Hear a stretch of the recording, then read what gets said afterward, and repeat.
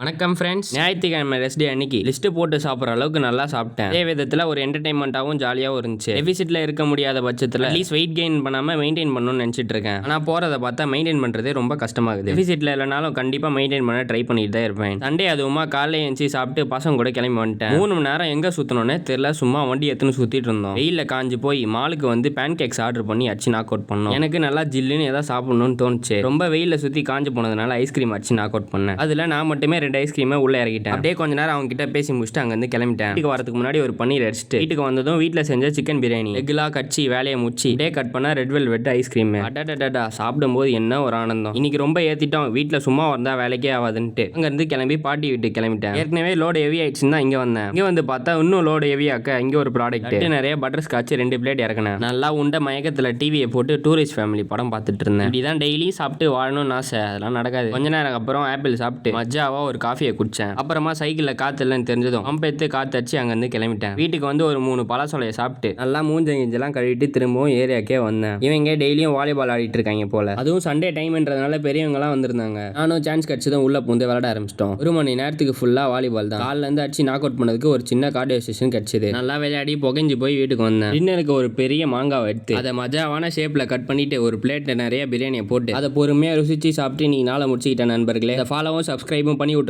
நாளைக்கு புஷ் டேல பார்ப்போம். Bye by.